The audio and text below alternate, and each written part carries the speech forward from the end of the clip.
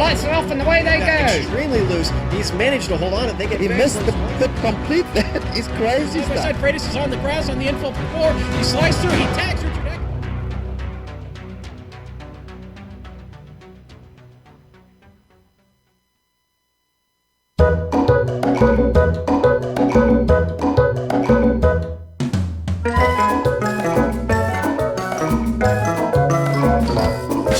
Unacceptable racing. Unacceptable racing.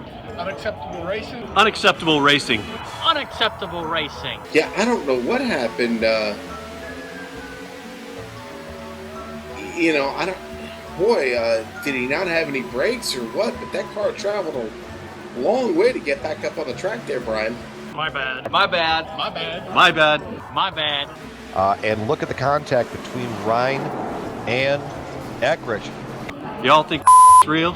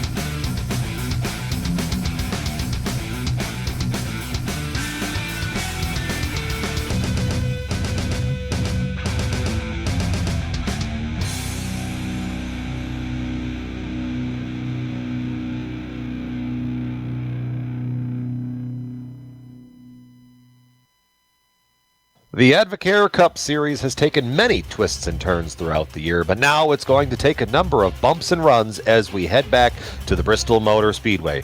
Thunder Valley, the last Coliseum. Whatever you call Bristol, it's a track that can send shivers down your spine of even the most seasoned veterans on iRacing. Bristol is like a big angry bear. You're lucky to get out of an encounter without any kind of damage whatsoever, mental or physical for that matter too.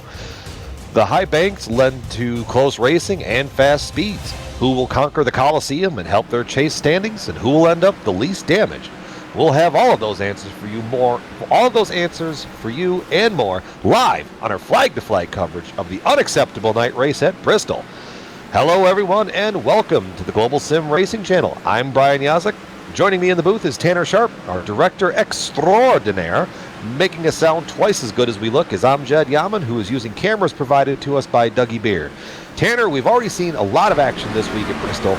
Explain to the viewers at home just what it's like to run a lap around here. Well, folks, it's like running in a blender. Have you ever been in a blender before? I bet you haven't, but that running Bristol around here in a Gen 6 Cup car, that's pretty much the feel of it. It is very fast. These guys are going to enter the corners about 150 miles an hour and get down to about approximately 110 miles an hour, and then they speed right back up out of the 36 degrees of banking in the corners. This is the world's fastest half mile, as they like to call it. It is a half mile oval. 200 laps. These guys will be going around and around and around tonight with 83 degree air temperature and 83 degree track temperature. So it's cool temperatures tonight. Tire wear should not really be an issue, but on a really long run, it can definitely play in a factor. So to get an idea to get around here, the world's fastest half mile, let's take it for our lap guide on the Global Sim Racing Channel.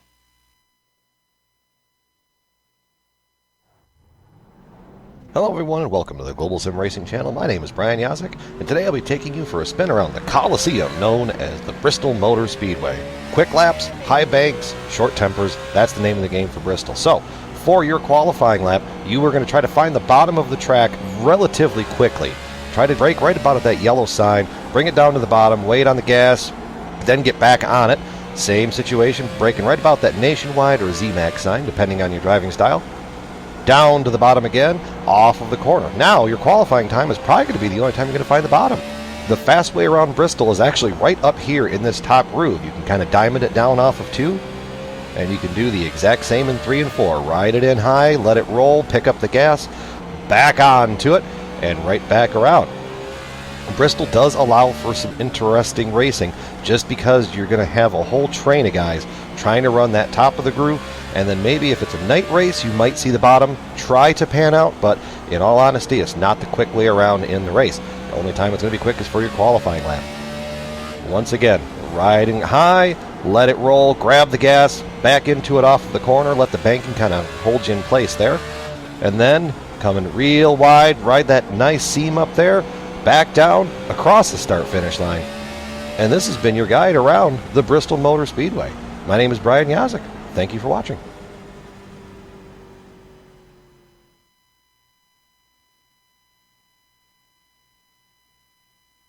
Well, that was a lap around the Bristol Motor Speedway I took earlier in the day in the GSRC Chevrolet SS. So without any further ado, let me see here. Where are we at in the program? Let's do a quick rundown of the chase standings after our last race at the Michigan International Speedway, where you see on top, Jake Wright, 5 wins, Scott Eckrich, 5 wins. Jake Wright also has the overall points lead, so if we kind of went the old school method on that, he's sitting in a good, healthy spot.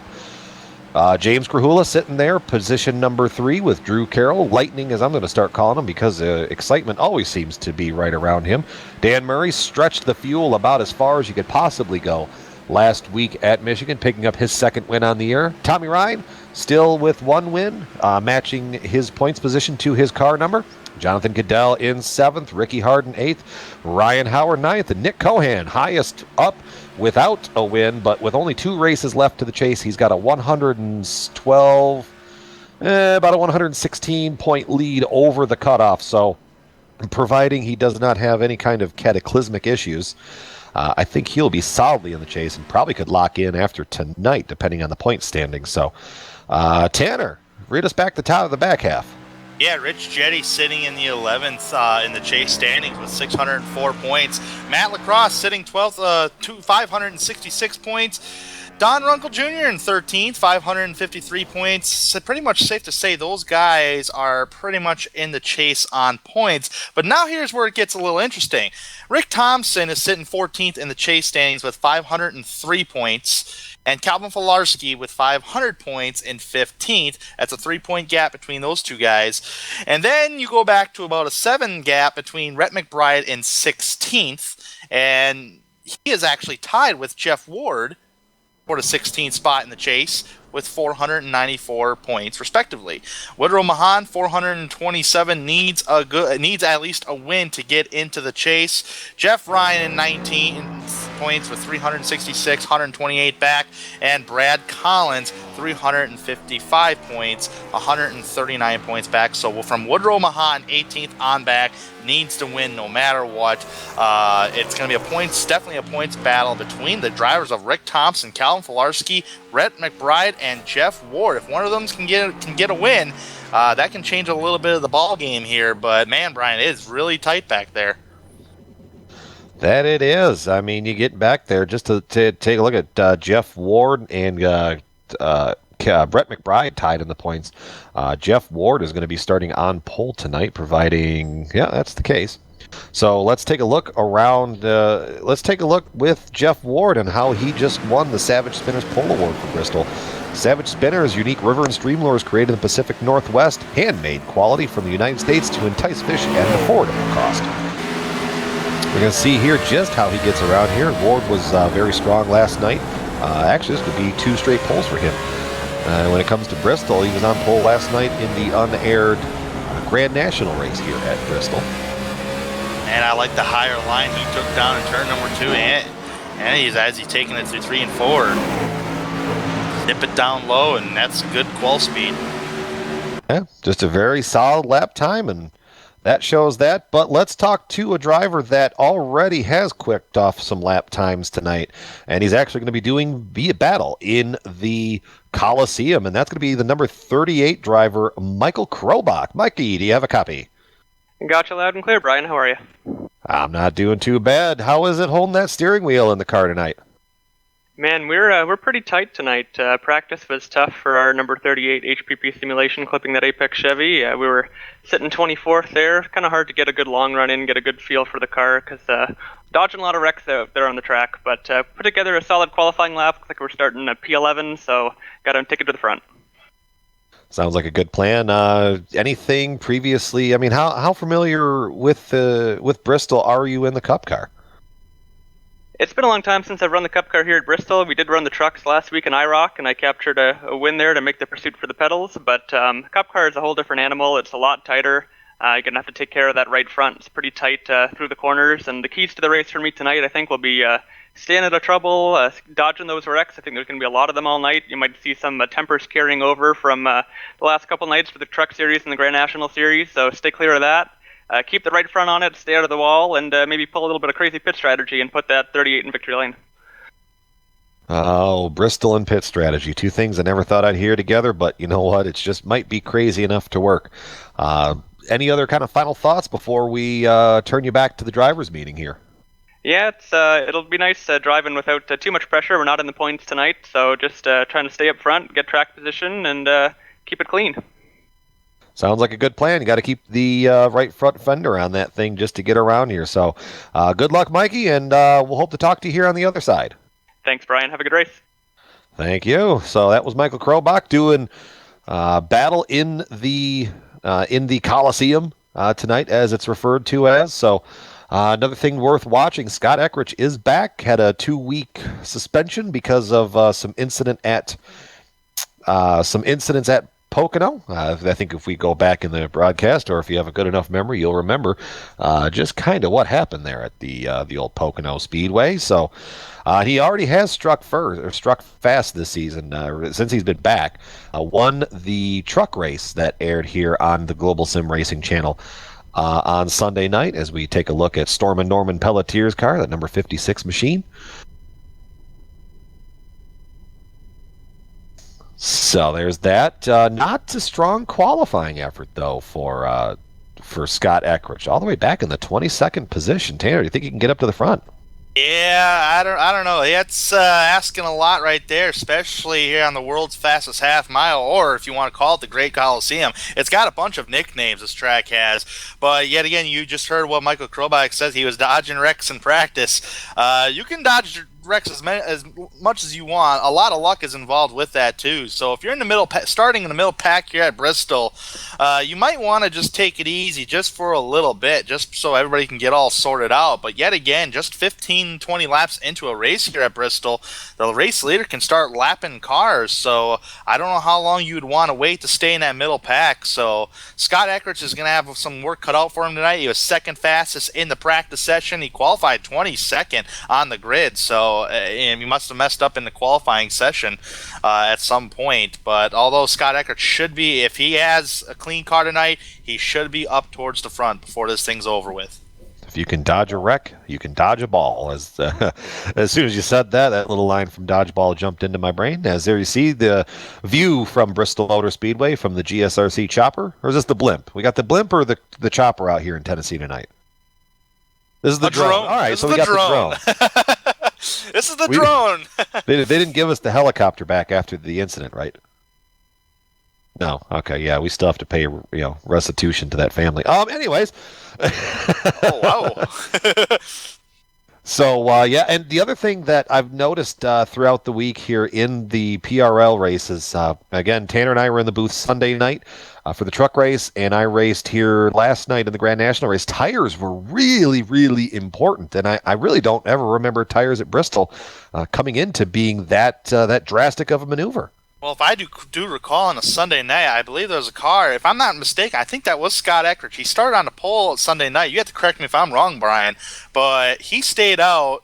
His first pit stop was like lap 50, and keep in mind, we had cautions, about 2-3 cautions prior to that, so technically he had 28 old lap tires, and he was able to stay up in front for about a couple laps until I believe it was Nick Cohan that got by him with a little contact, but the top two guys pulled away from Eich, but Eich was still able to stay within the top 3. So that's going to be, I don't know, with cooler temperatures, you would think that's good for the tires. You get a good amount of grip, but hopefully if we do get early cautions early run, you won't see a lot of strategy play off right away. Just might be, but you know what? As you can see there, the field has started to grid up on the front stretch of the Bristol Motor Speedway. So we're going to show you just how everybody qualified. As we talked about, Jeff Ward on the pole with a 14.66. That's a blistering lap time here. Nick Cohan, the jerky man, in position number 2. Ricky Harden, a well-known short track driver, starting position number 3. Josh Parker, the Talladega winner, in 4th. Position number 5 to DJ Beverly with Tommy Ryan. He's got a thing for 6s. 6th in the points, car number 6, and 6th on the qualifying times. 7th to Ryan Howard, 8th to Jonathan Cadell, Jeffrey Gilliam in 9th, and 10th to Troy Haight. Outside the top 10, you got Michael Krobach, who is our in-race reporter, or pre-race interview, as you like to call it. We'll start in the 11th position. Adam Blattle in the 104 will start 12th. Drew Carroll, Mr. Excitement himself, fastest in practice, but qualified 13th. Robert Barney will qualify 14th. Chris Westerfield will qualify in the 15th position. James Krahula in 16th. Woodrow Mahan in 17th. Remember, I don't think he's in contention right now for the chase spot. We'll have to check back at the chase standings. Paul Pepper in the 18th spot tonight. Dylan Eckhart will qualify 19th. And rounding out the top 20 is Norm Pelletier. Stormin' Norman. There you see Jake Wright, the road course ace, in 21st. Also won last night in the Grand National Series race here at Bristol that we referenced. Scott Eckrich, P22 on the board. I really expect that number 70 machine to be up towards the front here, maybe employing some wacky strategy himself. Calvin Filarski, 23rd, 24th to Travis McQuestion, and Rhett McBride, 25th, last car on time. Everybody back here decided to not take a qualifying time or had their qualifying time nullified by maybe catching the wall just a little bit. But Thomas George, 26th, 27th, Matt Lacrosse, Will Warsler in 28th, 29th to Danger Dan Murray, our Michigan winner last week, Jason Galvin in 30th position. Outside the top 30, Brad Collins in the 31st position, Jason Swan 32nd, Rick Thompson 33rd, Rich Jetty 34th, Randy Yoakum 35th, Jeff Ryan the 88 36th, and Don Runkle Jr. rounding out the top 37 field. And James Grahula is employing an interesting strategy and electing to start from pit road. So that I don't really have much for that one. I guess if there's an early wreck, it might pay off, but things happen really quick around Bristol. I think Kyle Petty put it best when he said driving around Bristol is like flying a fighter plane in a high school gymnasium. So it's just really easy to kind of fall into a lull and rip off some good times, but Krahula's going to have to go from basically the exit of pit road. Luckily enough for him, he's going to be on the front stretch, but he's about 3/4 way up the front stretch, so I think he might go down a lap here. Yeah, he'll more likely go down a lap. I think you have to sit in your pit box for about 10 seconds after the green flag is thrown. So, and by the time that mark hits, they're probably on the opposite end of the racetrack already. So, it's about 14, 15 seconds around this joint, Brian. Yep, but someone is getting ready to get going. Jeff Ward in control of the field. He's onto the loud pedal. Green flag is in the air. We are underway at the Bristol Motor Speedway as he's electing to take the low line through 1 and 2, get a good run, but Cohan got the good run off the top side of the track. Cohan draws right up to the rear bumper of Jeff Ward. Big pack of cars further back where Tommy Ryan and not back is. Tommy Ryan actually lost a spot on the very first lap of the race here. He settles in behind Ryan Howard in a 33, and just behind him, number 11 of Jonathan Cadell. And just behind him, Michael Krobach. We talked to him in the pre-race interview. He's lurking back there in the 9th position, so a good, quick 2 positions. But Bristol's all about that long run haul, so we're going to have to see. And point of reference. Cars in the wall in turn number 2. I think that was Woodrow Mahan back there, along with the 62 of Dylan Eckhart. Just a little bit, guys scraping the wall early on. And for point of reference for the James Krahula fans, he only lost 1 lap. Right now he's at the start-finish line, and Jeff Ward is right in the middle of 3 and 4. So he's going to have to get onto that horse and ride. He doesn't want to lose another lap. Lap time-wise, he is pretty close in the ballpark, so I think he'll be all right, but it depends on that long-run pace like we talked about. Field has kind of settled out here in the early part of the run. First battle I saw for a moment was Robert Barney and Troy Haight. Now Troy Haight's under fire from Mr. Paul Pepper number 61 around! 61! Gilliam's around, contact, pointed out! Oh no! Wrecking! Now he was sitting in the middle of the track for a while. What happened? I believe he got clipped in the left rear quarter panel by the 104 car of Adam Blattle there. got touched in the left rear quarter panel, and I think Troy Hayden, the 82, might have hit him. Yeah, he did. Yeah, there's the 48. Oh, another guy, Thomas Yoakum George. got a part of that too. And maybe if we can get an onboard of Adam Blattle. See the initial contact. Oh, wow. Yeah, I think he just cooked the middle of the corner there. Yep, the initial contact, left rear quarter panel. And an interesting strategy here. Blattle, Haight, Woodrow, Dylan Ackhart, all on pit road. And I believe we're already going to have our first Coastal Safety Auditors Lucky Dog Award of the race. And surprise, surprise, that's going to go to Mr. James Grahula, as you're going to see him probably go around the field here. Here he goes. Coastal Safety Auditors, your one-stop shop for fire and life safety equipment and services. So Brutus the Lucky Dog making an appearance early in this event. Good old Brutus. I told him last night in the Grand National Series, you got to bring the good dog treats to the track. Brutus likes them good dog treats.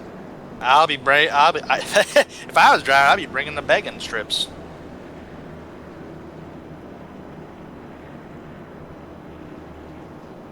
So we got a bunch of cars staying out as of right now. As they sit, 13 cars from 1st to 13th are all staying out, and pretty much from on back. Actually, I take that back since my scoring live timing is updating.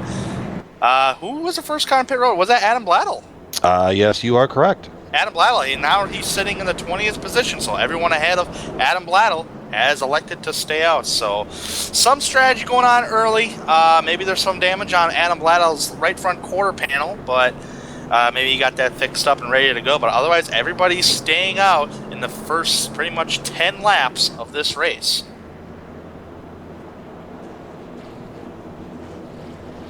That might be a little early for tires, but you never quite know. Something I want to take a look at. Jake Wright, Scott Eckrich started 20th and 21st and 22nd on the grid. Have already worked their way up to 14th and 15th. Now they did stay out. A couple cars in front of them pitted, but they were working their way up through the field. So, like we said, not going to take long for drivers of that caliber to find their way to the front of the field. So we'll have to keep an eye out there and see just when they can get up to the front, because you know, the back half there, once you start getting into the top 10, they fight for position a little harder than they do for 16th.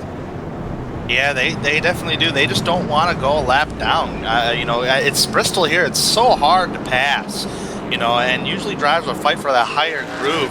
You can get the bottom groove working, but as much as those tires, the more you turn laps here at Bristol, and, you know, the tires wear out eventually, and it's harder to make those tires stick on the bottom to complete a pass. So these drivers try to want to get positions in the early going. That will be the case, but right now the driver with the position is going to be Jeff Ward, coming back to restart this race. Jeff Ward, this will be big for him. It's always good to start as the leader. Pace car dives off. He's onto the loud pedal. Green flag back into the air here at Bristol. He gets a good jump. Nick Cohan is going to be under fire from Josh Parker. And Parker, he might go for a 2-for-1. He makes the bottom hook up there, but now he's run out of room because here comes Cohan fighting back on the top side of the track. I've never seen anybody go for 2-for-1 or even made it a completion, but he almost did. Josh Parker on rails in the early going, using up that bottom side of the racetrack as he's battling side by side with Nick Cohan. Cohan looks like he's going to try to prevail, but he's going to try a slide job. Ooh, contact there. Oh, he spins him. Contact, put it out. Oh boy, I mean, we have to take a look at the replay, but that's just good old hard racing early in the going. Oh, Calvin Filarski's spin around. Also, here we go on screen. Wow. Tell you what, Ricky Harden got really lucky though. I don't know how to call that one. I mean, well, Parker pulled the slide job. He pulled the slide job, but I tell you what, it looked like Nick Cohan was going to go to the bottom. He did tap though. It looked like Nick Cohan had a bigger run in the middle of the corner than what Parker did after the slide job. Tapped it in the quarter panel, and I don't know, they were almost completely off the exit of the corner when they really made contact for the spin. Let's see if we can get an onboard of Ricky Harden here. He squeaked by that. Squeaked by in about the closest way possible, that's for sure. Getting our director, Harden. It was right behind that battle in the popcorn position. There you see the battle in front. Here we go, on board. And you can see there's a slide job. There's the first contact. And then there's the second. God, how did There was no initial contact. He squeaked by it. Yeah, I mean, that was some good drive by Ricky Harden, especially here at Bristol, because you got very little time to react to situations like that. Oh, I got a lucky dog going around here, Brian. That's the number 8 of Randy Yoakum, Brutus the Lucky Dog, giving already early on in the event. Coastal Safety Auditors, your one-stop shop for fire and life safety equipment and services. Randy also brought the good dog treats, apparently.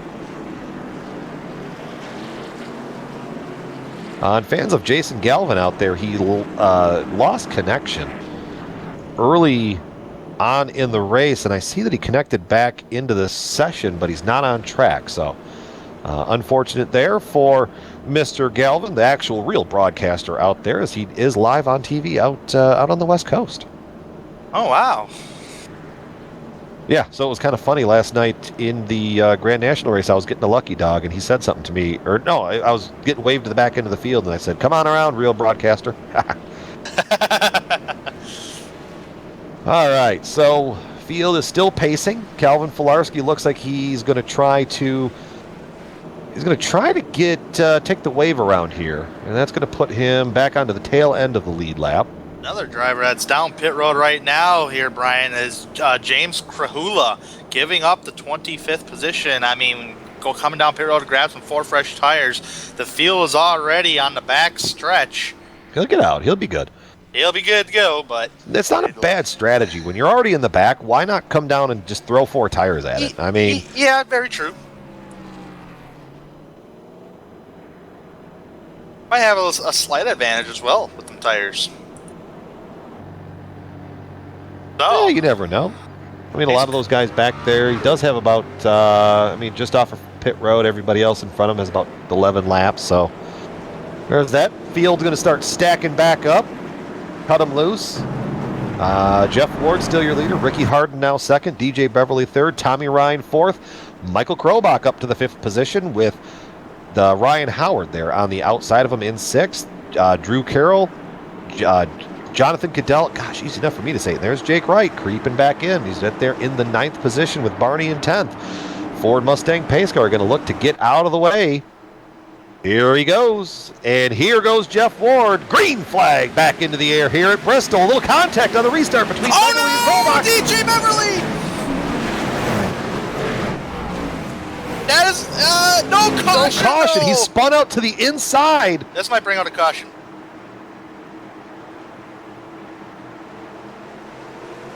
Oh, man. Wow. No caution. I can't believe that did not bring out a caution. Oh, there. It was just a pinball effect. Did Cadell get a part of that? I think DJ Bailey might have spun the tires, and his right rear quarter panel got hooked by Michael Krobach.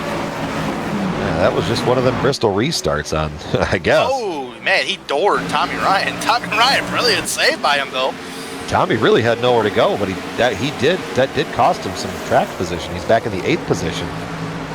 Someone that is under fire, though. Look out front. Jeff Ward going to get hung up here behind DJ Beverly, and that's going to bring Ricky Harden and Ryan Howard. Where did Howard come from? He was 6th on the restart. That's the power of being in the lane that goes on the restart. So now we're going to have 3 cars, and there's Drew Carroll sitting there in 4th. So we're going to have a pretty good battle shaping up for the lead. The question's going to become who pushes their stuff early on in the event, who decides to try to save it. We still do have 176 laps to go, folks. Oh, Scott Eckridge. Scott Eckridge side by side.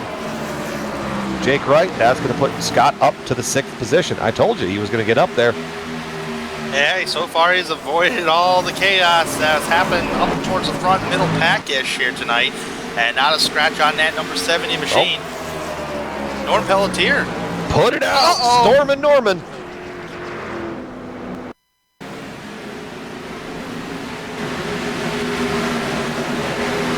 What happened here at old Storm and Norman? Man, I don't know how he got loose there, but man, Woodrow Mahan involved. Oh, who was Jason that? Swan. Swan got him. Who got Swan. back to Swan? Woodrow Mahan. Woodrow Mahan got in the back of Swan there. Well, nowhere for Woodrow Mahan to go. I mean, very little reaction time. The leaders are staying out again, but Jake Wright, Chris Westerfield, Adam Blattle, Jonathan Cadell all going to dive to pit road.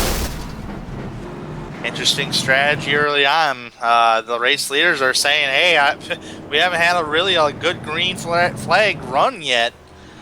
So, I mean, might as well just stay out for the track position.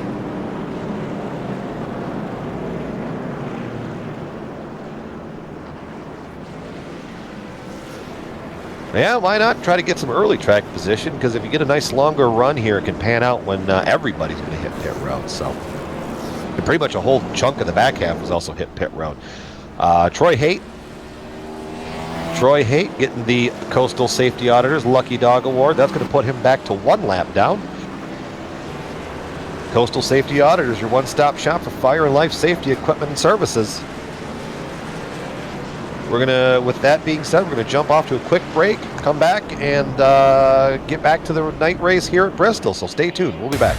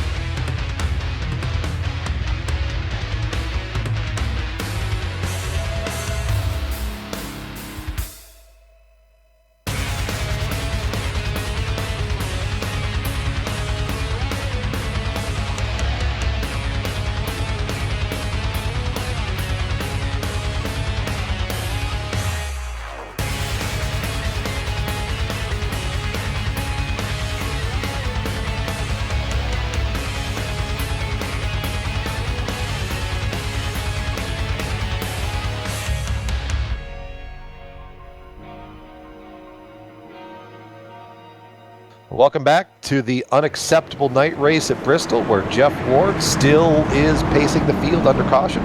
A big smorgasbord of strategy just unfolded in front of us, but it's all happening behind our leaders, who are still out. The top 8 still on their original tires that they started the race with. So here we go on the restart. Mustang pace car going to look to get out of the way. Field to be back in control of Jeff Ward. And away he goes. Green flag back in the air. We're underway again at Bristol as he gets another good jump off of the start. Oh, man. It looks like a little stack up on the outside lane between turn 1 and 2 with Drew Carroll on back. But so far, everybody's a little bit all over each other in early going. These beautiful camera being provided to us by Dougie, capturing the action here at Bristol.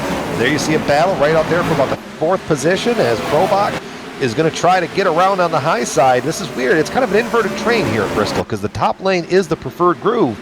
So you can see guys actually get pinned on the bottom and start dropping back, unlike at another oval track where the groove is on the bottom, where you can see guys get hung out on the top end. Yeah, definitely. And you want that higher line.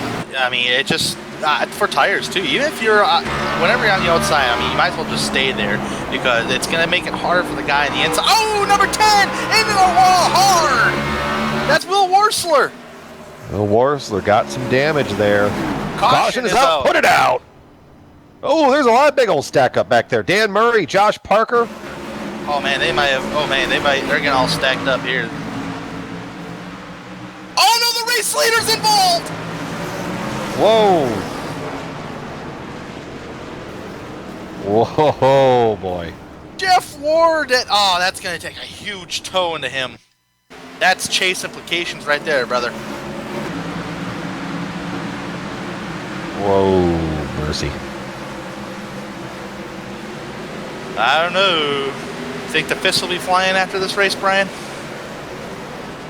That was weird. A lot of things happening here at the world's fastest half mile, also known as the Class Great Coliseum, as we are on the replay of what happened here. Looked like the 10 car hard. Something weird happened. There was no really initial contact unless there was a bubble involved, but I didn't see it was a bubble contact. The 10 car just went headed straight into the wall, and with everybody following that 10 car, there wasn't enough time to react to it, and everybody just piled right into him. Well, Cohan got a part of that. There's Ward just kind of rolling. Gosh, yeah, Parker got involved in that. Parker actually tried backing up. Dan didn't. Man, here we go. Let's go on board with Jeff Ward. I'm just kind of trying to figure that one out. Yeah, I don't know. It looks like Josh. I mean, you gotta understand, this is back on about outside the top 10 area, and by time, and the race leader is probably what, a good 6 seconds ahead of you. Which okay. That helped me figure out what was going on. Jeff thought that Josh was going to probably just hold the brakes up high, but then Josh let the brakes go and rolled down to the bottom, and unfortunately for Jeff Ward, that's where he was going. Oh man, that's very unfortunate for especially Jeff Ward. Jeff Ward was running solid tonight. He needed a solid run to be, pretty much eligible for the chase, because right now he's tied for 16th. So, the only thing he can really hope for is Rhett McBride has a bad race, but there you see the points. Jeff Ward, that's Ryan Howard. Okay. We got, we're going off of that. So let's see. Who's he chasing, though? That's Rhett McBride. He was chasing Rhett McBride. So he's lost already 19 points. The Rhett McBride, yeah, he was tied for at least on the chase standings wise. Rhett McBride and Jeff Ward were tied for that position, and now since Jeff Ward got involved into that, that's a little pressure off of Rhett McBride, just a little bit. A little bit, but now here's the thing: is he's got to finish. I mean, a bad event that happens to him narrows that all back up. It definitely does, Brian. And I mean, we got 161 laps to go. A lot can happen within 161 laps, and we're already on lap 40, so we got a little ways to go yet. So hopefully you can keep the fenders on that car and get a good finish, solid finish out of this.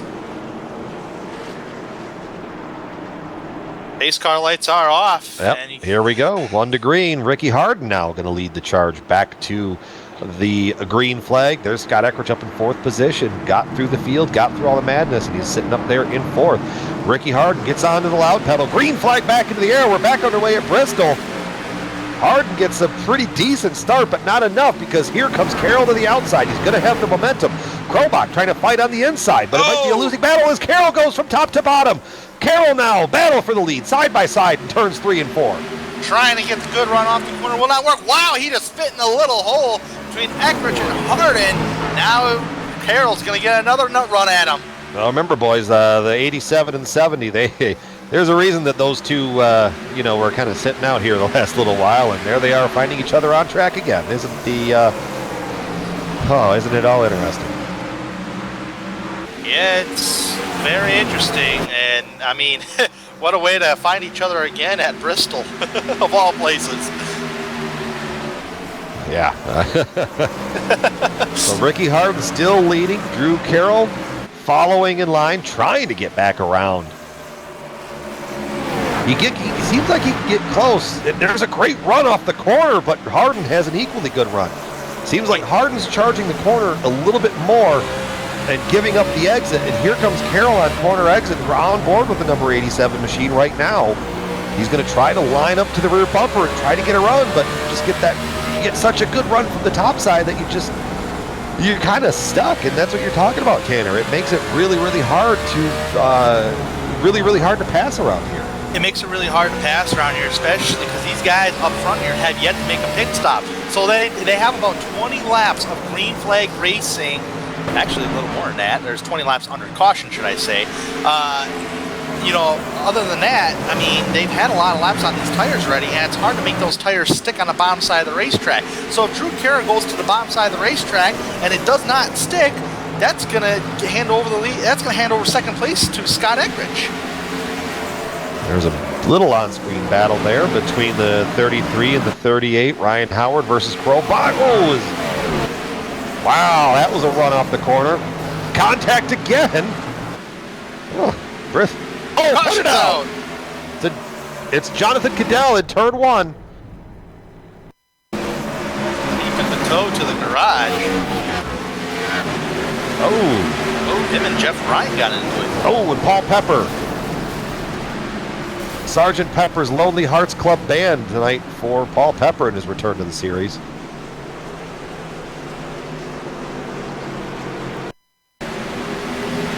Tommy Ryan, Jonathan Cadell going down the front stretch. It seemed like Ryan bounced off the wall and then right into the right rear quarter panel of Cadell. Yeah. Oh, there's another thing going on track. It's McQueestion in the 93. What is going on here? Travis McQueestion. Maybe it wasn't McQueestion, but he was right near it.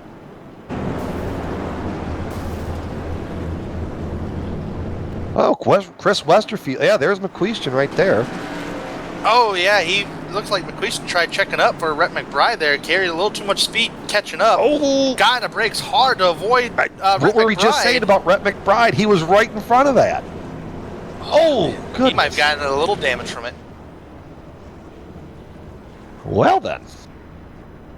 I've seen fire, I've seen rain, and I've seen things like that. Does there happen to be a full moon at Bristol tonight? Is there any way that iRacing tells us this? Usually it does not.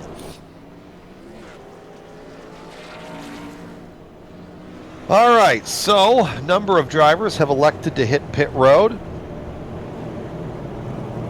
Let's see here.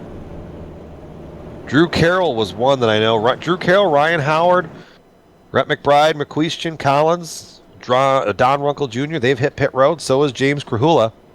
Ricky Harden, Scott Eich, Michael Krobach, Robert Barney, Tommy Ryan, Chris Westerfield, Dylan Eckhart, and Jake Wright are still on, and Ed Calvin Filarski to that, are still on the tires that they started the race with. Yes, sir, they have. And this is going to be an interesting play out because Chris Westerfield has some fresher tires than what the guys ahead of them have. So this is going to be an interesting strategy of tires going on.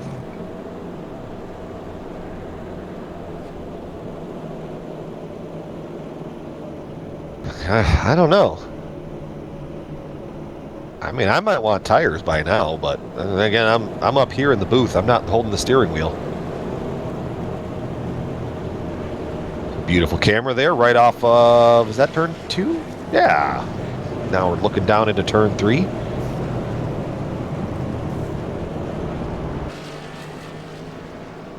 And now turn 4. We're just going to cycle around. Oh boy, maybe we can get the cameras on the haulers, the merchandise haulers. Well, maybe. We need to get the GSRC drone copter out there. There you go. You can race that around Bristol. What's some great camera angles? Just an idea. I mean, I don't know if any of you race fans out there, or Brian, you may have been to Bristol Motor Speedway. I mean, really visualize how big that banking is.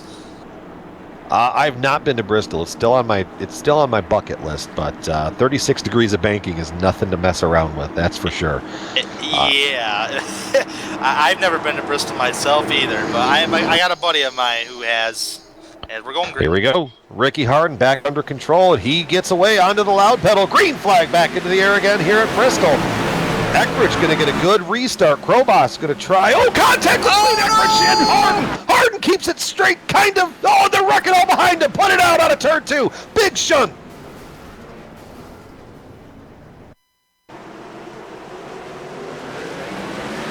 Oh, man. James Krahula involved in that incident as well.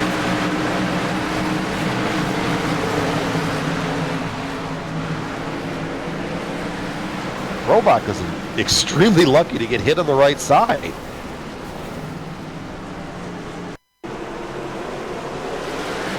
Well, I suspect Ricky Harden will be hitting pit road. Oh, man. Yeah, Ryan Howard involved. Yeah, go back through the field and you'll see the other part of the shunt. Jake Wright was involved. And it looked like James Gorilla was probably going to get through that, but hard and heavy comes Adam Blattle, and Blattle clips Gorilla in the left rear quarter panel. Just absolutely nowhere to go. You got that inside pit wall, and there's just very little room from outside wall to inside wall. Huh. Well, Storm and Norman Pelletier are going to get the Coastal Safety Auditors Lucky Dog Award. Coastal Safety Auditors, your one-stop shop for fire and life safety equipment and services. That's going to move him 23 laps down. So, I guess Brutus is non-discriminatory tonight. I'm not laughing at the fact that he's 23 laps down. I did not research that before I said that.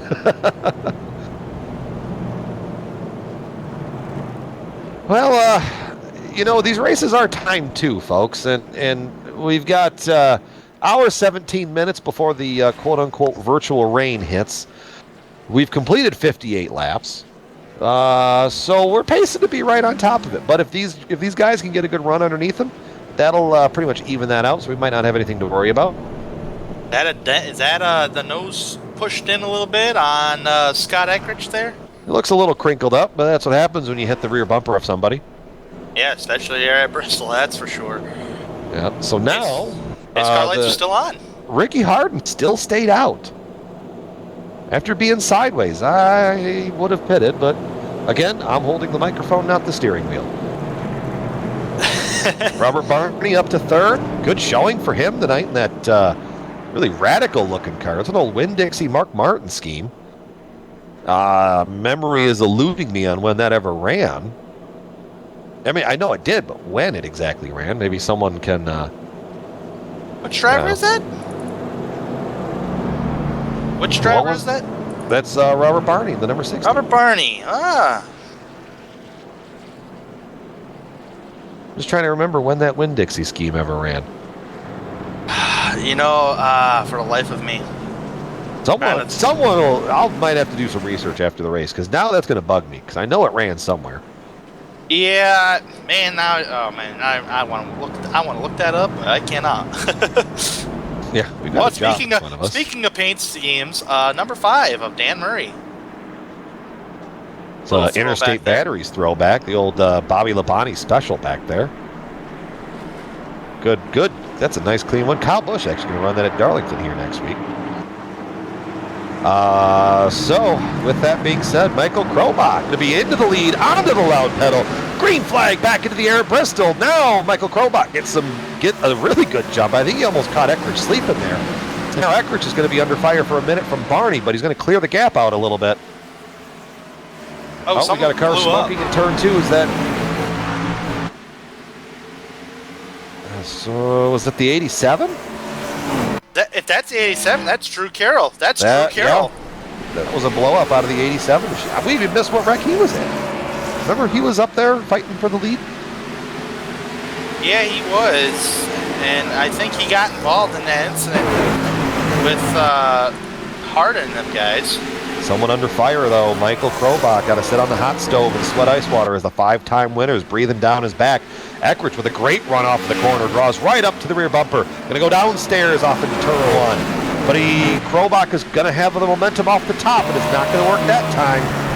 I think, if I'm not mistaken, I think Scott Eich has a little bit of fresher tires. Nope, they both are on the same set of tires they started the race on. Oh boy, they're trying to make that bottom line work. Krobach gets a little tail happy. We're looking out the rear bumper of that number 38 Chevrolet. I think he's scraping the wall just a little bit. Yeah, he can bounce off the wall in the middle of the corner. Just scrapes the paint, doesn't hurt the car. That's stacking the field up. That little battle's brought Robert Barney up into it. That's brought Tommy Ryan kind of lurking back there. In-race director Pierre Deigel has passed us a note that said there's only 5 drivers that have no X's of any kind of incident. Yeah, any kind of incident, no damage on the car at least. So that's 5 good luck drivers. guessing them. Right. Got a problem in turn 1. Randy Yoakum was stopped, but I think he rolled down to the bottom. Yep, he's rolling now.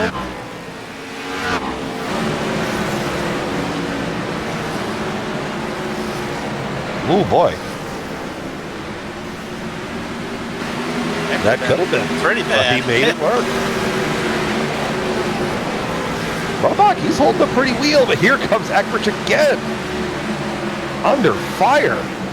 Off the wall a little bit, kept it going straight. That actually may have helped him pull a little bit of a gap off that corner. It almost looks like to me he's just charging the entry a little bit too much, but here comes Eich again. Contact again. He bumped him, and he's in the wall. I think, yeah, like I said, I think Krobach's charging the corner entry just a little bit much because you can see Eich just fall back a hair. Oh man, if I was these top two guys right now, I'm screaming for some sort of tire, especially at Michael Krobach's position. Nobody's been able to get up there. Everybody that took tires is running right in the There we go. Oh, he looked towards the inside. I think he was just showing the nose, just trying to maybe get him to make a mistake. There's another driver in the Cup Series that drove a black car that did that pretty good. Oh yeah, and most memorable, it happened right here. Didn't he just meant to rattle his cage a little bit? I'm wondering. Krobach's throwing up the defense. Here comes Eich again to the inside. Yeah, he keeps looking towards that inside, but he's not able to make that stick. And I think Scott Eich is afraid to lose that second spot if he does make it to the inside, because if it does not stick on that bottom, Robert Barney's going to come take that outside line away and take over second. Well, it's like I said, you can get kind of inverted freight train and get hung out on the bottom, and if Eich dives low, Barney's going to drive up to the top. Look at this. Since the leaders are trying to battle here, Robert Barney's up to that back bumper. Here's Tommy Ryan back in the top 5. He got around Chris Westerfield's up there in the 5th position as well. Well, the drivers that started in the top 5 tonight are not in the top 5. The closest guy that started in the top 5 is currently running in the 7th position. That is Ricky Harden. Yeah. Oh, McQuestion is blown up. As he's going through, he's onto the apron now. He's onto the back stretch. Unfortunate night for that number 93 machine. You get any kind of front end damage that can really, really hurt the cooling part of the front radiator. Get air into that grill. You can really battle. You can really battle against some oil temperature rising up, and that's what's probably killing these motors. Yeah, that's you hitting the nail on the head right there. I mean, if you get so much damage on the car, it can definitely hit that radiator. That doesn't allow the air to get to the engine, and all of a sudden, kaboom goes your engine. So, that's very unfortunate from them guys. Krobach's able to squeak out a little bit of an advantage here, and I'm not sure if he's somehow found an extra, maybe an extra little bit as the run has progressed. Or Eich might just be backing off, but Eich can't back off too much because he's going to have Barney right up to the rear bumper. Well, I tell you what here, Brian, I mean, his biggest defense line is keeping up on that outside lane. Don't let Scott Eich or anybody behind take that outside lane away from you, and that's what Michael Krobach is doing, and that is allowing him to stay up front. I mean, with old lap, as many as laps as these guys are on tires, you can't really get that bottom lane to stick very good. So you might have to use the old chrome horn. Here goes Eich to the inside. Slide job will not work. He's trying to dive it in there. They're going to be side by side off the corner. Eich's going to have another shot at him going through 3 and 4. Really gets aggressive in the middle of the corner, but he's not going to be able to hold it. And this is what I'm talking about right here. High side. Squeeze it in there. Oh, he shuts the door on Barney. That might not be a driver I want to slam a door on.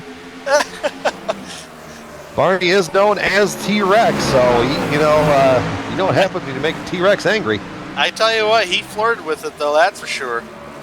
Well, Barney is a dinosaur. I'm applauded that he's able to get them little hands to reach up to the steering wheel. Right now he's walking like a dinosaur in position number 3.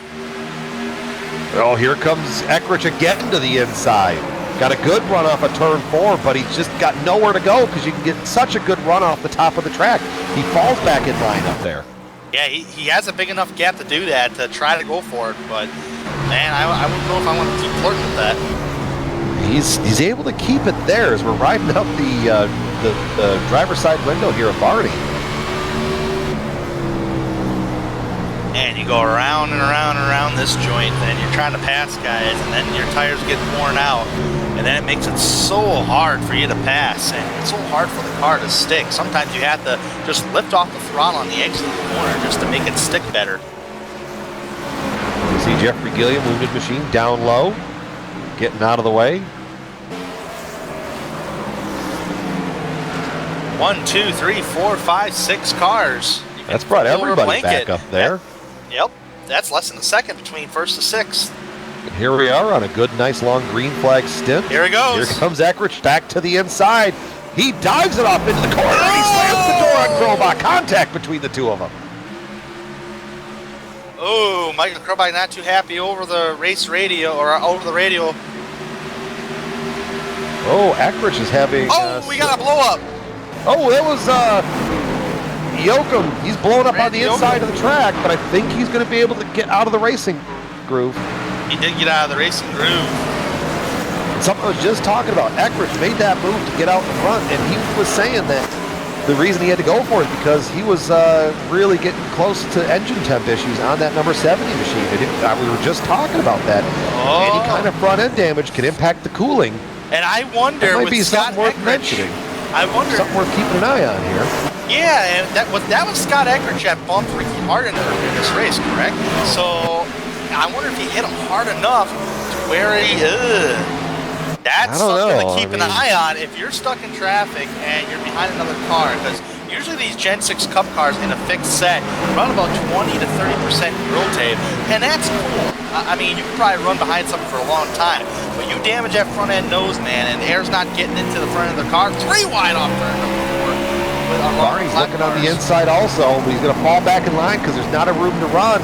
Troy Haight and Jeff Ryan are going to be in the way. Troy Haight's blown up now. Oh, and here goes Westerfield into the inside wall. He got spun off of the corner. Oh, that's what. Oh, wow! No, he stays off the racing line. No caution. He almost got a caution out of that. Almost. What happens? There was a little checkup. Oh, and he got tagged from the 62. Oh, that was a teammate. That might that might be an awkward Tuesday meeting. Yeah, well, I mean, you really can't blame his teammate, the 62, on that. I mean, he was really pretty close to the back bumper. Not close, but yet again, when everybody gets on the brakes like that, just to check him just a little bit, I mean, you got very little reaction time to react. So, racing incident, man. Wow, look at this stack where Tommy Ryan is, Brian. Here we go. The 38 and the 60 are both hitting pit road. Something we didn't think about. These guys could go about 90 laps on fuel. Even with all the cautions, they still would have had to go in there. So now this is going to play out interesting for the guys that have already been on pit road a number of times. Like Dan Murray, who's now with everybody pitting. He's up to the 5th position. He's going to be able to stay out for quite a bit longer. This is going to put Krobach and Barney at a huge disadvantage. This is going to put him at a huge disadvantage because you can go about 2-3 laps down here, and right now the first car 1 lap down is Don Runkle Jr. in the 00 car. He's shown back in the 13th position. Actually, Krobach's going to go a lap down here. Yeah, but the only thing that they can really hope for would be just like that. They've got clean track. Krobach's going to be able to get away here because he's going to have fresh tires. Backwards heading to pit road as well. Oh, as he slides it, getting into his stall because he has that first pit stall. Did he get in there? He's in there. It's getting serviced. Wow. What an awkward way to get a pit road, but it works. Harden on pit road. Boy, that's weird. My head is spinning already. Holy cow. We got 100 to go. Now, I think these guys will be able to... Everybody that just pitted is going to be able, probably good to go. Or very close to it on fuel. I can't believe I'm talking fuel strategy at Bristol. Yeah, I mean, right? And Tommy Ryan is now our leader, but he's going to be under fire from Dylan Aart here in a moment. Did Tommy Ryan win Bristol this year? Yeah, he did. I'd say he knows how to get around this little joint. I'd say he does, and right now he's showing ours a race leader. That's also where he earned the nickname Tommy Reinhardt.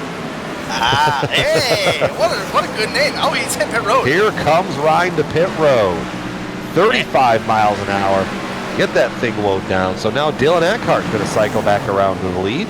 Dan Murray not too far behind him in the Interstate Batteries car. Nice little paint scheme. I'll tell you what, Dan Murray, Brad Collins, Rich Jetty, Rick Thompson, the airman. Harden! Look at this tire difference. These guys are in the catbird seat right now. They can go another 50 laps on fuel. Wow. So, I mean, that's huge. But then here's the thing, though. Looking at the lap time board, Ricky Harden just ran a 15 flat. Barney just ran a 15 flat. Crowbox at a 15.1. Dylan Eckhart, Dan Murray are at 15.8. So I think eventually there you see Harden getting underneath to get himself back to 1 lap down. So yeah, you're right. Don Runkle Jr. right now is in the lucky dog position. He's got Scott Eckridge. Scott Eckridge is going to be under fire here, or he's going to put Don under fire. He ran a 15.063 last time by. And he's going to be getting around Don here in a moment. So now Eckridge is the lucky dog. That was impressive. He's able to stay out and run those extra laps and beat the guys that pitted before him. Very impressive indeed. Battle for position number 3, Brad Collins. He's under fire from Rich Jetty. Rich Jetty, he's had a strong run at Watkins Glen, and he almost got one at Daytona, too. I think he had a strong run at Michigan as well, but I think he got caught up in some sort of incident. If I'm not mistaken. Almost contact between Jetty. Here comes Dan Murray to pit road. That's an interesting call. Maybe tire's worth a lot here. Or maybe that's the logic. I mean, I would have stayed out. Try to see if you can trap those guys a lap down. Here comes Eckridge around Jetty. So I think what's going to happen is if everybody cycles through, that is going to put Scott Eckridge back out in front. Man, did you see what Eckridge just pulled? Eckridge just went from top to bottom to get around the 67 of Brad Collins and Rich Jetty. That was pretty cool. Just kind of listening here as we're on-screen battle here between the 7 and the 67. Dylan Eckhart still leading this race by about 5 seconds. I think Eckridge is trying to find some clean air. I think he's going to have oil temp issues before this race is over. He just came on the radio and said his oil temp was 289. Oh, damn, that's blinking. That's a blinking gauge, but except in the Cup cars, you have a digital dashboard, so your oil is blinking red. I had the same thing happen to me last week in the IROC truck race here at Bristol, where for the last 30 laps I had to navigate that oil temp, and the only thing I found to work was just to not go flat on the throttle. So if Eckridge is going to have to keep that, or he's going to probably try to get there, but you sacrifice so much speed and time. So it's a game that you have to play. It is, and I had a similar incident one time in a NIS Open race at Richmond International Speedway. I was leading the race and had a pretty good lead until a lap car said he wasn't aware that I was coming, and I accidentally hit him. I got in the corner harder than usual, and I hit him, and apparently after a little bit, my oil temperature was just skyrocketing, and I ended up blowing up. P3 going up. Look at that, airman Rick Thompson getting himself some moves here, up to position number 3. There's a big whale of cars around here. Dylan Eckhart still staying out on the tires and the fuel he started the race with. Look at that battle back there. That's the battle for what eventually will probably cycle out to position number 2 between Barney there and Krobach. Krobach's trying to use the lap, or the not the lap down, it's the other way around. Trying to use the 67 of Collins as a pick. Really important here, Eckridge is about to unlap himself. Wow, that was quick. Speed cures everything. Man, look at the tire difference between the two cars, though.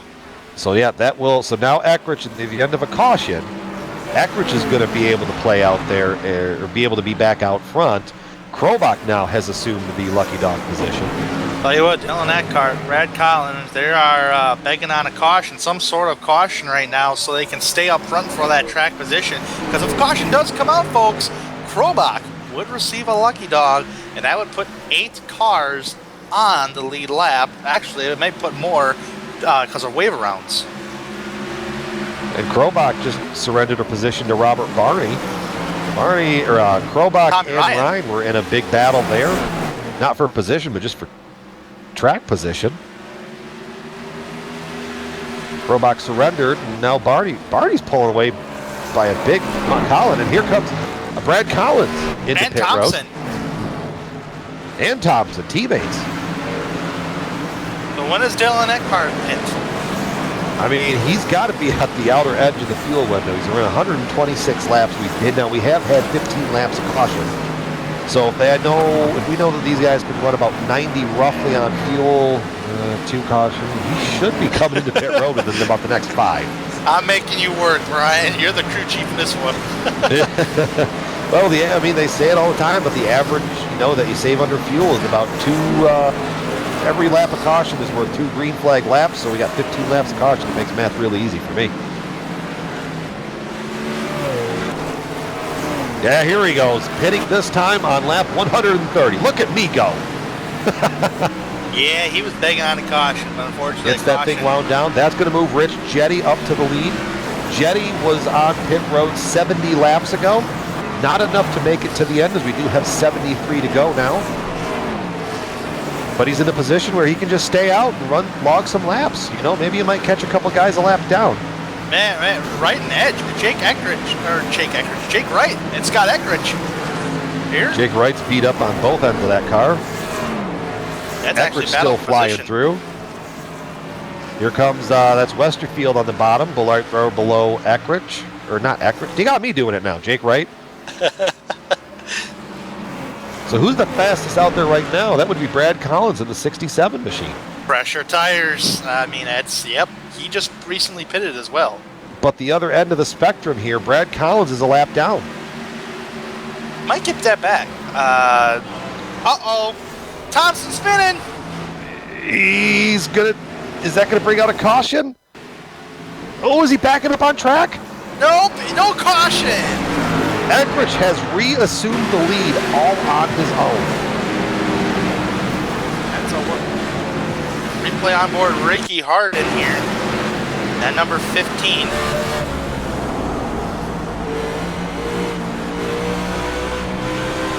What happened there? There we go. A little bit of a waggle out of the rear of that number 76 machine. Yeah, Harden apologized over the radio at top say, hey man, it's not your fault. So Rich Jetty now hitting pit road. Now Eckridge has the lead. He's not the fastest car on track. Where did Jake Wright come from? I mean, he's sitting in that second position. Right now, he's been on the track on those set of tires for 77 laps. Ah, okay. So he's still got one more stop. Ryan, I think, would be good. So would Eckridge. But if Eckridge is battling oil temperature, I'm surprised he's able to make that car work as good as he has. Yeah, I mean, right now he's got a car ahead of him, but he's not up to that back bumper, so he's just trying to work with clean air as much as he can, and that car hasn't blown up yet. So, with that being said, and there are no random mechanical failures in iRacing, air quotations being used. Yeah. But it might, that car just might stop working at some point because of the oil temp. But if he's able to make it work, that's a yeoman's effort of the driver of that number 7 machine. There you see a battle on screen. Michael Probach, Ricky Harden, that's for the 6th position. No mechanical failures just yet on iRacing. Scott Eckridge is just trying to work with as much clean air as he can, not trying to be behind anybody. Because I did see him when he tried going around cars, he's trying to pass them almost immediately, which you're kind of supposed to do when it comes to lap cars, but he's just trying to get as much clean air as he can. Right now, I'll tell you what, though, the guy that's charging is Tommy Ryan. Lap by lap, he's been really fast, on the same pace with Scott Eckridge, and not to mention he has about 4 lap fresher tires. Just a little bit fresher tires, so he's running the same ballpark in times as Scott Eckridge. Right about there. I want to see them. That was 2/10 quicker now that he got clear. Let's see. Right now, last time by at the start-finish line was a 5.3. Let's see this time. 6.1 from Eckridge to a 10. About a 54. Yep.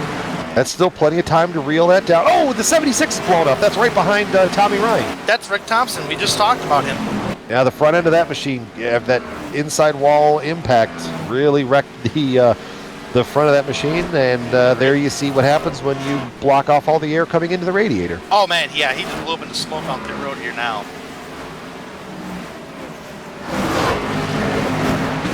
So all right, let's do a quick AdvoCare through the field. If you're looking to add some spark to your life, AdvoCare gives you a full line of options from wellness to weight loss, and to those looking for a little more performance of their active lifestyle. Please contact independent distributor James Krahula at james.krahula@gmail.com or at the link in the description of the video below.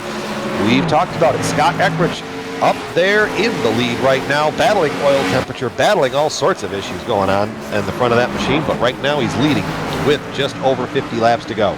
And in position number 2, Tommy Ryan, we talked about it earlier. He won back here in the spring at Bristol, looking to bring out the broom and sweep here at the Speedway for both races on the AdvoCare Cup schedule.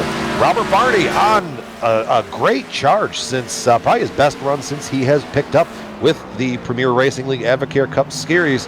He is up to the 3rd position right now. Danger Dan Murray up there in the 4th position. Tommy Ryan hitting pit road. Not to interrupt that really quick, but he is hitting pit road. So that's going to move everybody up, which is going to now mess up my top 10. Thanks, Tommy. Jake Wright Rut McBride in the 4th position. A very solid run for him tonight is needed because this is going to open up a huge points advantage over Jeff Ward, who is sitting out of the race. And I know Jeff's watching. Sorry, Jeff, I had to bring it up. It's a storyline. Ricky Harden now up into the 5th position in that number 15 machine. Winner back at Martinsville, outdueling Jake Wright for that victory. Dylan Eckhart in the number 62 machine in the 6th position. Jake, the aforementioned Jake Wright, running, I think he's just trying to milk that car around, in the 7th position. Michael Krobach in 8th. We talked to him at the start of the event.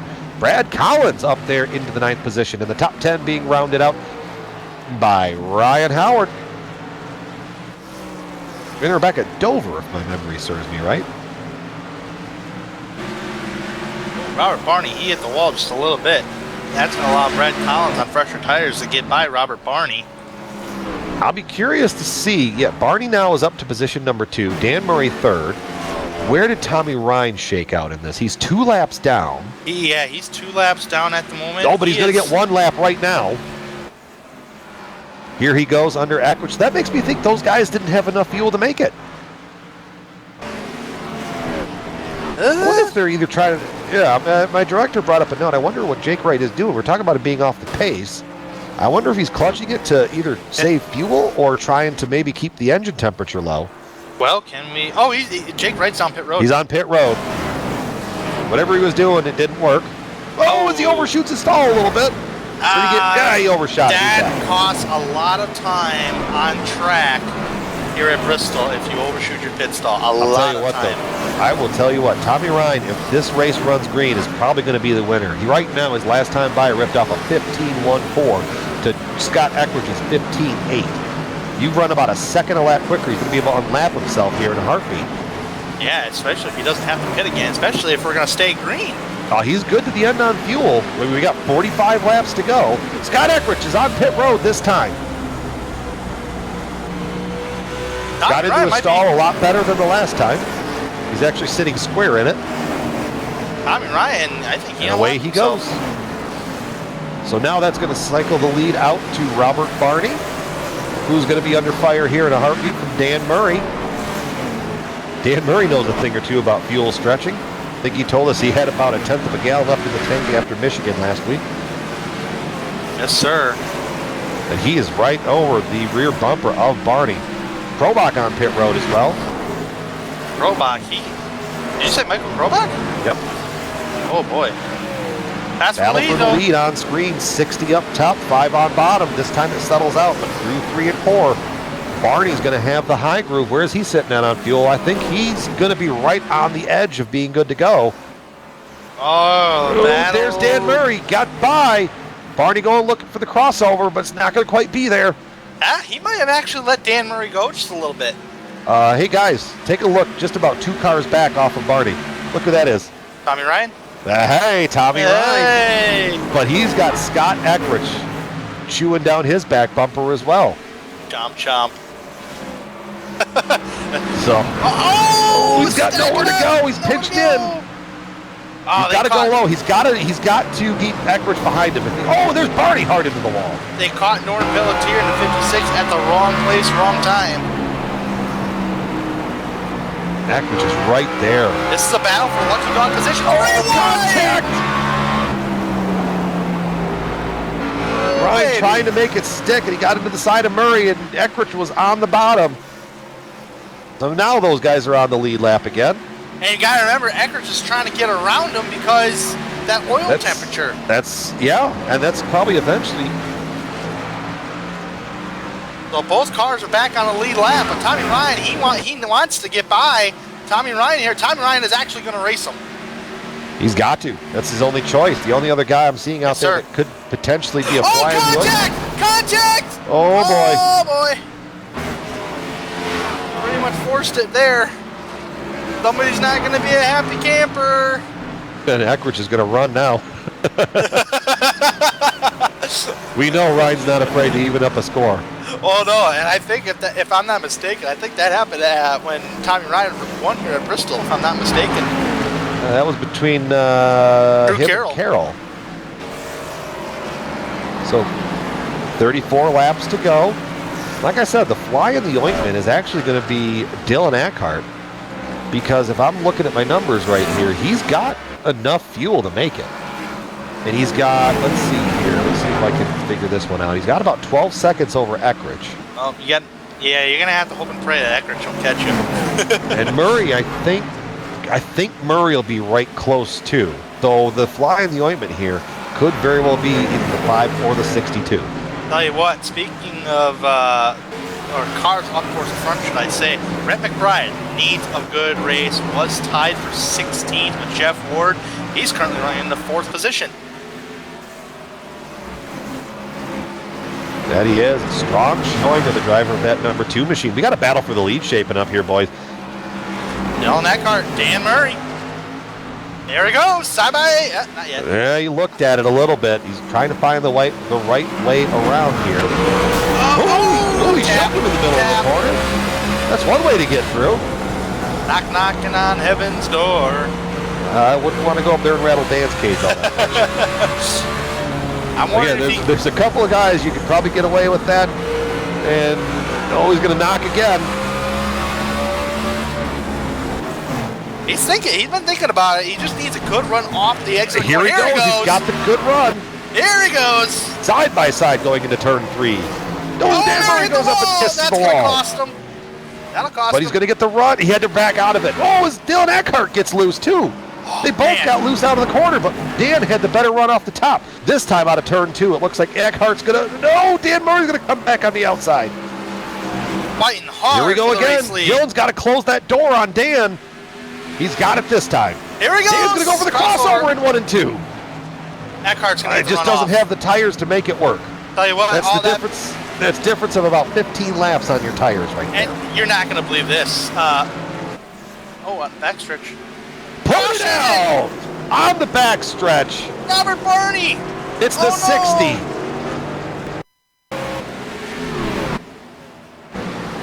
What happened? Oh boy. I was just going to say. He got a little help. He got a little bit of help from the 33. Oh, wow. Maybe we can get on with Jake Wright on that incident there. He squeaked by.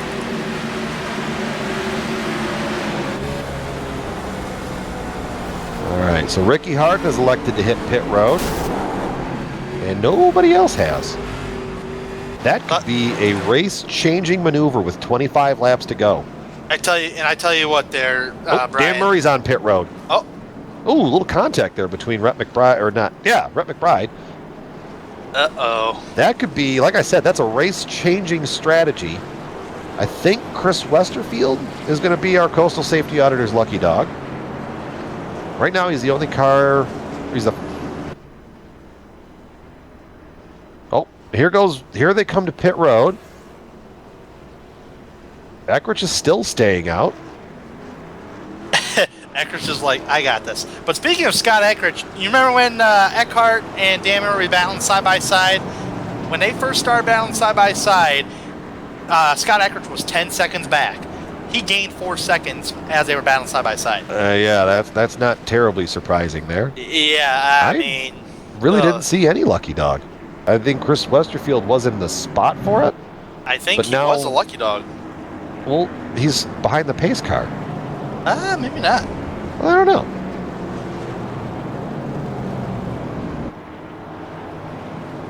All right, so let's reset the field here. Michael Krobach looks like he's going to stay out and try to get the wave around. Man, tell you what, Brian, got to keep an eye on in this closing stages of the race. Tommy Ryan, 4 fresh tires. Well, and, Scott Eckrich is going to have his arms full here. Yep. Because of everybody on the lead lap, he's the only one that didn't hit pit road. And I think 20 laps on tires is going to be a huge advantage. Well, he is position 1, so 1 is the loneliest number.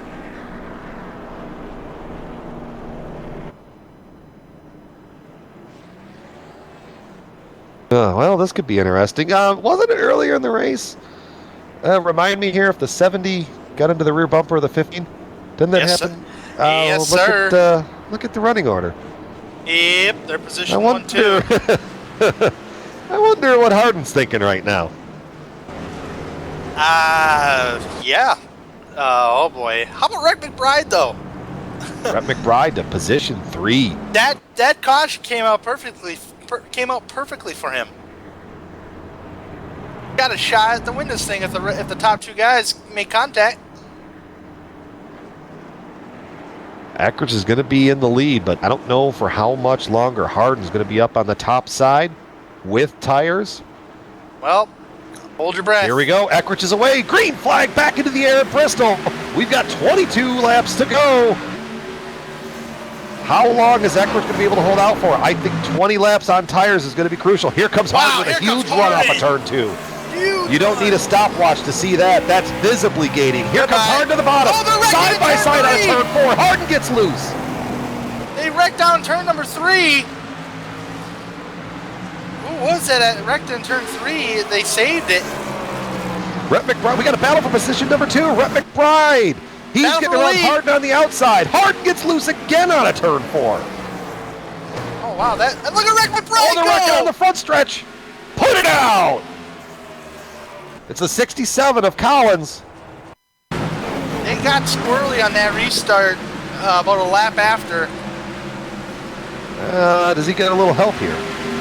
Oh, no, he didn't. He actually had to hit the outside wall hard. Wow. What was that came storming from the inside? Adam Blattle, I think. No, that was the Paul Pepper machine, I think. Wow. Paul Pepper, you're right. Oh, boy. And I think that has big implications for the lucky dog. Brad Collins was the lucky dog. Oh, Brad Collins. That is going to give that to, if I'm not mistaken, Michael Krobach. Actually, usually, here he goes. There he goes. Wow, it did. Krobach going to get the Coastal Safety Auditors Lucky Dog Award. Brutus is busy tonight. Brutus 5 cautions. Brutus has been getting a lot of treats. Yeah, Coastal Safety Auditors, your one-stop shop for fire and life safety equipment and services. Bring that on. They bring that thing down to pit road. Get yourself 4 fresh feel goods and hang on for the end. Now, I'm going to be curious here. Rhett is going to need some green flag laps to get around Eckrich. I think Eckrich is at a big disadvantage right now. Yeah, you need green flag laps to end this thing right here, but it doesn't work when you got everybody all bunched up, battling for a position. But Rhett McBride, man, he's got to get underneath. He's got to make that inside work. He knows he has fresher tires than the race leader. He's got to hope that this stays green. And the point of no return is probably going to be about 5 or 4 laps to go, because iRacing does not do a green-white checkered finish. The Premier Racing League does do 1-lap shootouts, so you'd probably see that at probably 6 to go. But if we get anything below that, the next flag is going to end that, whether that be the caution or the checkered. Do you see Rhett McBride's machine? He needs some green flag laps. There's just no way around that because I think he's got the tires to beat Eich because they were both all over his rear bumper. Robert Barney, I think he just disappeared here, Brian. I'm seeing that as well. Barney looks like he's lagged out. His internet connection has given out, unfortunately, for the... Yeah, something gave out on Robert Barney's end. I'm still showing him in the service, or in the server. Not in this world. Yep. which is our timing and scoring's very nice way of saying he's lagged out. And Thank you, Richard Losper. And sometimes if you lag out, whatever, it's kind of considered like an engine failure. Basically, yeah, your modem's engine is blown. Yes. Yes, sir. No quick repair. One All right, to go, here we go. maybe? 1 to green. Here's how we're going to restart it. Scott Eich P1, Rhett McBride 2, Ricky Harden 3rd, Dylan Eckhardt 4th, Dan Murray 6th, Tommy Ryan 5th. I know I did that backwards. Who's that? Westerfield back there in 7th, Rich Jetty 8th. Got one wrecking on the front stretch. Was that Krahula? It was. Bam, bam, bam, bam, bam. Wham. All right, back to matters at hand. Fields is in the control of Eich. He gets away. Green flag back into the air. Rhett did not get a good restart. That's going to put Ricky Harden right to the inside. Harden charges to the bottom. He's going to get clear of the 2 off of turn 2. Yes, he is. He's going to shove it. Coming to 12 laps to go. Rhett's going to try the over-under. Go back low on the inside, but Harden's going to have the run from the outside. Man, I hate to be the second and third place guys, but guess what? That's helping out Rich as they battle side by side. Not anymore. We're going to be coming to 11 laps to go now. Harden, we've seen him get that run off of 4, but he gets loose every single time. He's up to the rear bumper of Eich. We're going to have a battle here for the lead at Bristol. Here comes Harden to the inside. He thought about it. He dove back up in the line. He gets a really good run off of turn 4. That's where I think he's got to strike. What I think he's trying to aim for is get side by side. Contact between the top 3. McBride! McBride's under fire from Eckhardt. Eckhardt to P3. And Eich up into the wall. Harden doing everything he can, every inch of the racetrack to gain that P1 position. He's trying. The time seems like they've evened out a little bit there. Oh boy, I think it's a little too late. Might be, but how hard can Eich push that car? Remember, he's dealing with oil temperature issues. Oh, Eckhardt into the wall a little bit. Eich is not getting out of the way. Harden is not letting Eich get away. He's keeping him just close enough. Got to put the pressure on. We are coming to 6 laps to go next time by. Looking up the rear of Eich up to the front bumper of Harden. What are you thinking, Brian? Chrome horn use? Harden's a good driver, but winning at Bristol is big. It is big. It's actually one of the biggest trophies in NASCAR, with the exception of the Daytona 500, of course. And number here 28. We come, almost to the point of no return. 5 laps to go at Bristol. Eich still leading, Harden chasing. Where's Eckhardt going to play into this? He's right now up to the 3rd position. Can he get up there and give them boys a fit? Can he steal a chase win away? Play spoiler. He might. Rhett McBride under attack for him, though, for position. Can't make it stick. Nope, trying. Gotta remember, folks, there was contact. Eich did hit Harden earlier in the race. Can he expect the same thing back? Oh, Harden got into that corner real hard. He's got a little sideways. McBride! That might give Eich all he needs to get away. That will. I mean, the more these guys are going to battle, the more Eich is going to pull away. 2 laps to go now for Scott Eich. Can he get 2 wins on his first week back to the Premier Racing League after a naughty list suspension? But here we go. White flag in the air one more time around Bristol for Scott Eich. Goes off into turn 1. He's got a good 3 car lengths over Harden. I think Harden, unless he decides to just dive bomb the next corner, he's got nothing for him. Scott Eich is going to pick up his 6th win on the year and win the unacceptable night race at Bristol.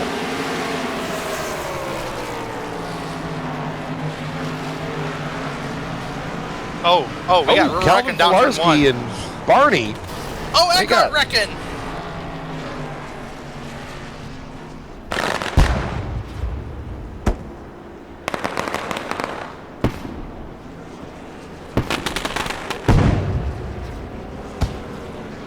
Yelling Eckart.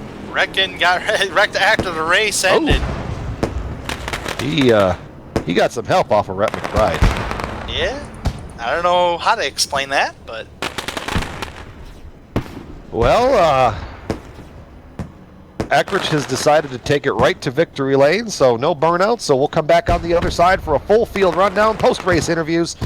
We'll be back to Bristol. Stay tuned.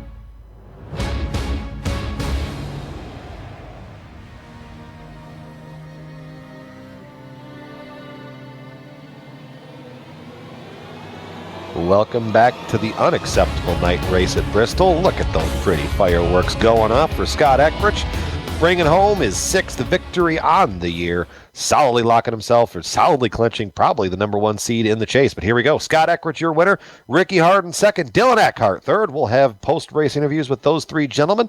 Rhett McBride, solid showing in the 4th position. Tommy Ryan in 5th. Dan Murray, 6th. Rich Jetty, 7th. Chris Westerfield, 8th. Michael Krobach rebounding to 9th. And Jake Wright rounding out the top 10.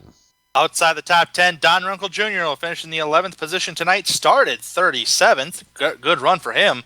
Robert Barney in the 12th position tonight. Brad Collins, 13th. Ryan Howard, 14th. 15th, Jeff Ryan. 16th place is Nick Cohan. 17th place is Calvin Filarski. 18th place is Norm Pelletier, Storm and Norman. 19th place is Rick Thompson. And rounding out the top 20, Jeffrey Gilliam. In the 21st position, Thomas George, Jason Swan, 22nd, followed by Troy Haight, 23rd, 24th to Randy Yoakum, 25th to Adam Put It Out Bladdle, 26th to Travis McQuestion, 27th to Paul Pepper, 28th to James Krahula, 29th, Mr. Excitement, Drew Carroll, rounding out the top 30.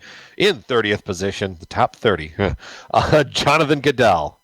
Outside the top 30, you have the number 31st position. Woodrow Mahan will finish there tonight. TJ Beverly, 32nd. 33rd, Jeff Ward. Will Worsler, 34th. Josh Parker, 35th. And Matt Lacrosse and Jason Galvin did not start the race tonight. They'll finish 36th and 37th, respectively. So, with that being said, we're going to pull this in. Let's take a look here. See if we can get Dylan Eckhart up. 3rd place finisher. Dylan, Brian up in the booth. You got a copy? I certainly do, bud. Most definitely do. So that was a wild and crazy one. Tell us about your night here at Bristol. I don't even know where to start, honestly, to be with you. We came in, I think we were like 20th on the board for fastest lap. I think we came in like 21st, 20 or something like that for qualifying. And we pretty much just kept the nose clean. When we come here, it's a high lane only bump. You gotta bump someone to pass them, or if you can't get anything, then you just gotta kind of stay up there. I don't know how we survived what we did, but that was just absolutely amazing. That it was. Yeah, you're right. Solid run through the field, making it work here on the night race. So. This is, what's this, your 3rd, 4th start here in the Premier Racing League. How do you like racing here? Let me tell you, coming here every week and having a good 30 to 40 car field is absolutely unreal. I tell my teammates all the time that, this is probably some of the best racing we can have on iRacing just because of the number count. And most of the guys here are good and, they give and take and whatnot, but we have some of those boneheads. But, it was just... coming here, it's an honor that Whitson Motorsports had an agreement with Mr. Kahula and let us come over here and drive with these guys because they just did an amazing job doing the show. They have an amazing admin team, amazing driver team, and coming here, I was regretting this week. I was actually going to go to the drive-in theater tonight, and I'm glad I didn't. Yeah, you ended up finishing P3 at Bristol. Not a bad night. We're going to be back here at another short track next. No, not another short track. We're heading off to Darlington next week for the Southern 300. How do you like racing around the old Darlington Raceway?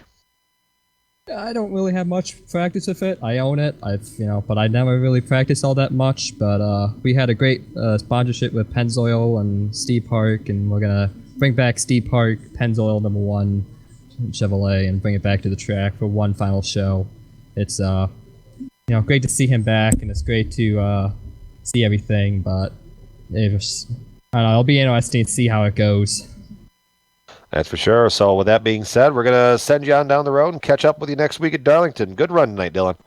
All right, thank you so much. I'd like to thank my team, Lascar Loaded Motorsports, for letting me join the team during this very odd time for us, and just, everyone that makes the show happen. It was just absolutely unbelievable. Sounds good. We'll catch up with you next week. All right. Tanner, you have caught up with Mr. Harden, a hard-earned second-place finish, but I know he wanted more. Tanner, take it away. Yeah, he definitely wanted more. He wanted a shot at that victory. And Ricky Harden, you finished second tonight.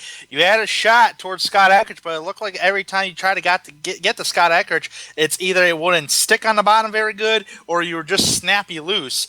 Take us in the final moments of the race. What were your thoughts towards that end of the race there? My thoughts were that I was on better tires than him, so I should be able to beat him. So, yeah, right on the restart, I could get a good run on him on exit, but I was just trying to save the tires a little bit to have more for later.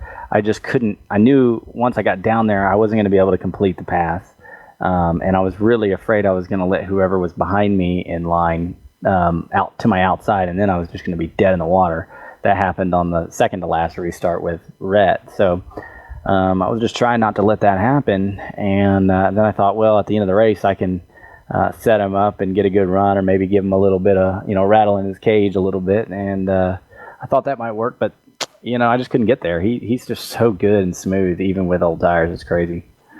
And speaking of rattling cages, he did kind of rattle your cage just a little bit earlier in the race. You were leading the race, and Scott Eich got into your back bumper. What were your thoughts there? Obviously you bounced back to a second-place finish tonight. I can't tell you what my thoughts were on the air, but let's just say I wasn't very happy. But, after looking at it afterwards and talking with him about it, I dove in the corner pretty hard because I chopped his nose right before that, and I thought he was going to kind of dive in hard and maybe give me a little bump. So I dove in hard, and he really drove in really, really easy, and we just met in the middle because I had to check up in the middle, and he was ready to get back to the gas. So it was kind of a racing deal. I'm not mad about it now that I think about it, but it is what it is. I would have loved to have been able to give him that little treatment back, though. Yeah, you had the opportunity, but unfortunately, with the handling of the race car, whether it was going to get loose or was going to stick, can really, play in a factor that kind of cost you the win there just for a minute. But we're done here at Bristol, world's fastest half mile. Now we're transitioning to a 1.3 mile racetrack of Darlington Raceway. It's an egg-shaped racetrack. How do you feel about your chances about Darlington? Well, I'm happy that we're coming to my home state and doing some racing. I'm really looking forward to that. I think we're going to have a lot of fun.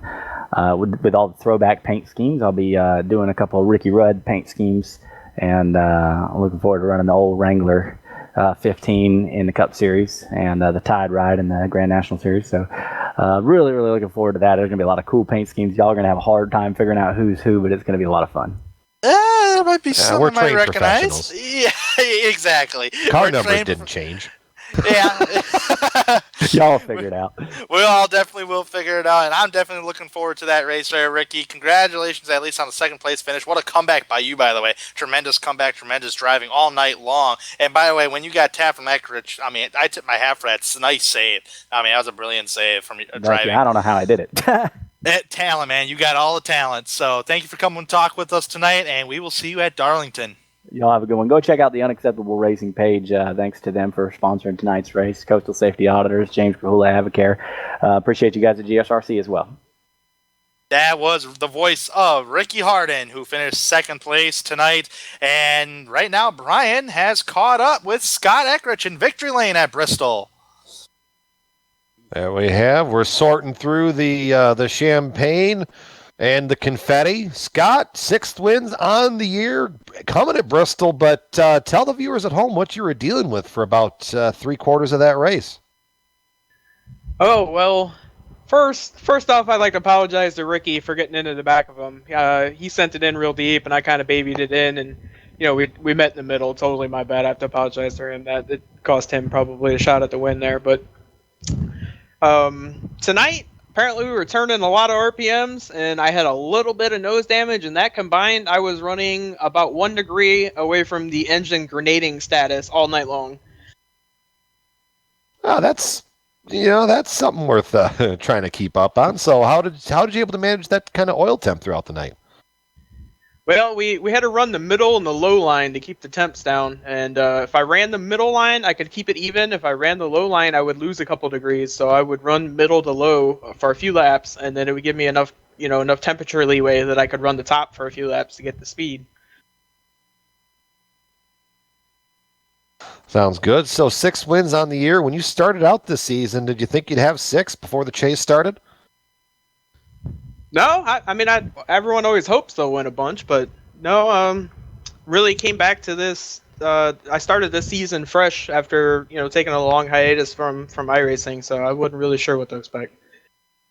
Sounds good. So now solidly probably going to lock in as the number 1 seed in the chase. We're heading off to Darlington next week. You got a lot of things going right for you, Scott.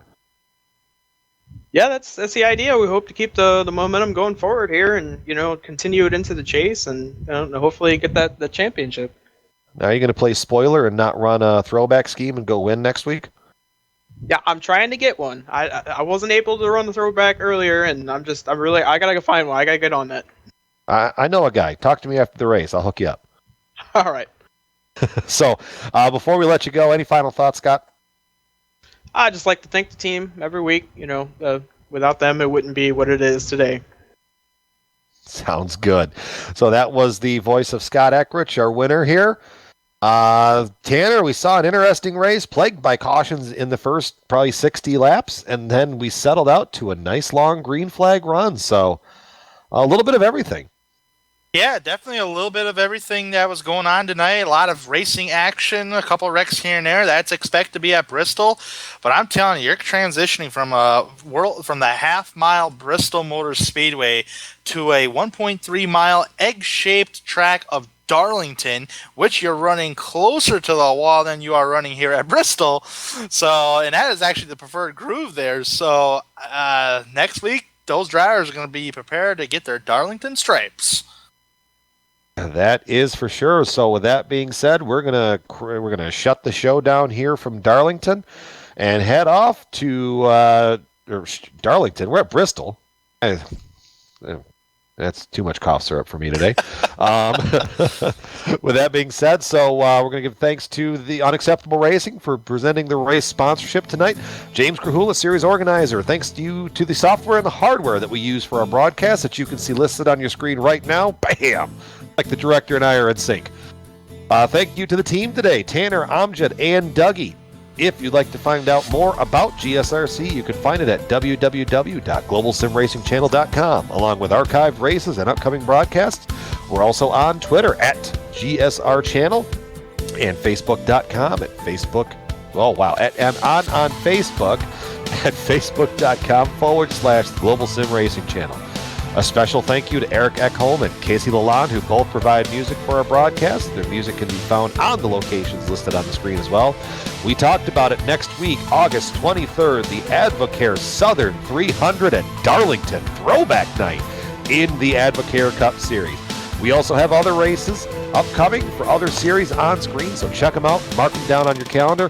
Until next time, may your connection stay stable and your right foot stay planted. Good night, everyone.